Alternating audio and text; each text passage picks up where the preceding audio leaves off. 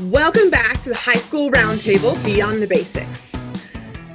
I am Jackie Brown from Spintronix Colorguard, and I'm Lisa Cullen, Style Plus Colorguard Insider, and the director of North Penn High School Colorguard.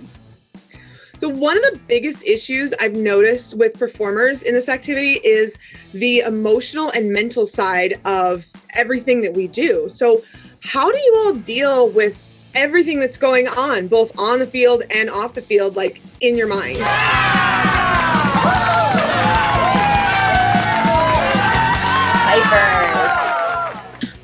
I think the hardest thing for guard is just starting a new equipment. Like freshman year, I got thrown on Saber line in winter guard, and it was the scariest experience ever. I was right beside a girl throwing blade fives, and I was a freshman, could not even throw a double. It was a whole mess.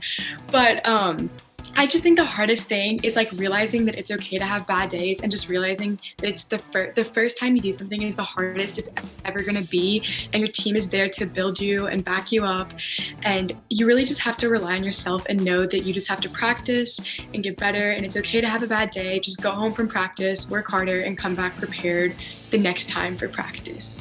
Kaitlyn, you look like you had something. Yeah, so going a bit with what she was saying, you know, you get to a point where sometimes you will hit a wall. You know, you get on a new piece of equipment, you're learning a new toss, it's really difficult, or you just started a new season and you keep working and you're working and you're working so much to a point where you just hit a wall and you feel like you can't really go on anymore. And when it does come to that, you really just need to find something else to put your mind on, because when you focus so much of your time on color guard, as fun as it is, you will hit a wall eventually, and you need to have something else that you can put your mind on, something to distract you, something so that you can get your mind back on track to what you need to be focusing on. Whether it's working out, whether it's playing video games, whether it's spinning your favorite piece of equipment and doing stuff that you already know that you love to do. Just find something to distract yourself for a little bit of a moment, give your mind a little bit of a break to make sure that you don't get so overwhelmed that you hit that wall and you feel like you need to quit. Ellery, how about you? Yeah, I think we've all been there, like we've been talking about, that sometimes you just hit that wall and it's really hard to remember why you love the sport so much. I know personally when I was put on rifle, I had a really hard time adjusting to it, because you go from one piece of equipment where you're comfortable and you feel like you know what you're doing to something brand new and you feel like a beginner again. And in that regard, I think it's really important not to find the new piece of equipment as an excuse, but find it as something that's challenging, that wants to push you forward. So use that challenge to work harder and be more dedicated, but then also recognizing that when you hit that wall and when you're at a point where you can't push farther, take a step back and remember that everyone else was a beginner too at one point, and talk with your friends, talk with your teammates, find that motivation. Rewatch maybe like drum corps videos or winter guard videos and remember why you love what you're doing. And when you come back to the floor or the field, come back with a fresh perspective and really engage with it. Madison, I think you have a story about hitting a wall and mental block. So I personally have hit so many mental blocks that like everything just melts together. Personally, my freshman year, I hit day 2 of band camp, and I just couldn't get this one flat over the head spin. Yes, day 2, first time doing band camp. And my director came up to me and she was like, if you need a break, you can sit. And she's like, remember, it's only day 2, like trying to be reassuring. And I just had a complete meltdown, like, oh my God, it's only day 2. What am I doing here? And it's really important, especially for brand new members and members who are brand new to the activity in general, to have them realize that they're allowed to hit a wall and that they're allowed to walk away to take a breath, and that they can go and clear their minds, and that it's okay that they're not getting something the first time when everyone else is, that people learn at different speeds. And it may take someone a week to learn how to do a single drop spin. It may take someone a whole season to learn how to do that one toss that everyone got the first time. And it's okay that happens. And it's really important for all of them to understand that. Lauren, your group has some input to share. Yeah, for me, I'm one of the co-captains in my color guard, and I absolutely love doing it, and I'm amazing at a bunch of things, but I hate rifle. Like, it's just not my thing. I can do flag, I can do saber, but not rifle. It just doesn't make any sense to me, which is weird because like I can do perfectly fine things, but like I can't do rifle. And so having like an amazing team that helps me like stay grounded, and it's like it's okay for you not to be good at that one thing and not like it, and you can still do the sport and you're super great. So having that team that like helps me stay grounded is super important. Samantha. Kind of piggybacking off a little bit of what she said, my freshman year, I was the only freshman on varsity, and I kind of came in with a bang fall season, and I was going good. And once I made varsity, I was really proud of myself, obviously, but mid-season I had a complete breakdown.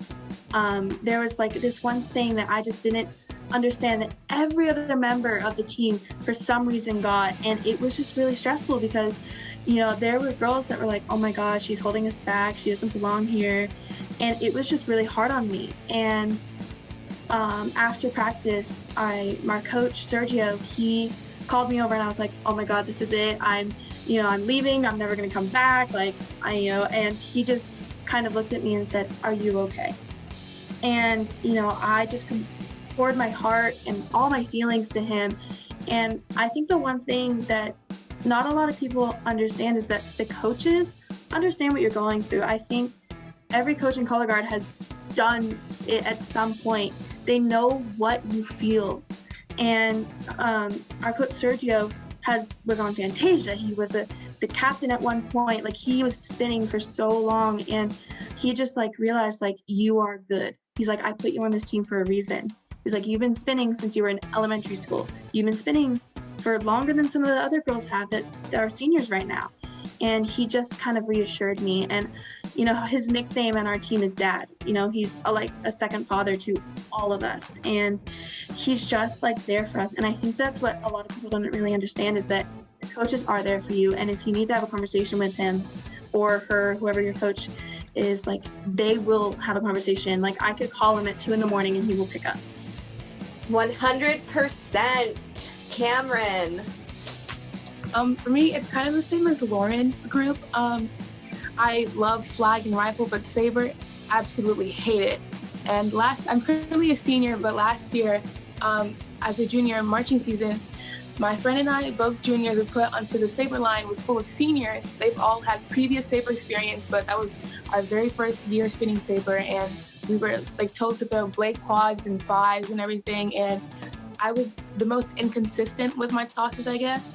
And, it was always, Cameron, stop dropping. Cameron, it's too high. Cameron, it's too low. And then I would get really overly sensitive. And then I would just have huge breakdowns, during rehearsal. And now, senior year being captain, I still hate Saber, but I'm pretty good at it now. And whenever I see a newer member having a breakdown, I'm like, hey, I was in your shoes. I know what you're going through.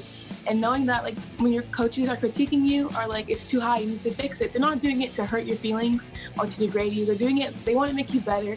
They want to make your team better. Last Saturday we had our first competition and we placed best guard. And I guess that kind of got to our heads a little bit. And this week we've been on it, amazing rehearsals, great run-throughs. And I think, knowing that you can achieve something that great, it motivates you to want to be even better. Thank you so much, everyone, for sharing your stories with us this week. And thank you for joining us today. Be sure to stay tuned for our next episode next week. Don't forget to subscribe to our YouTube channel, Style Plus Band, and check out more fun content on styleplus.tv. That's it for this week's episode. Yeah!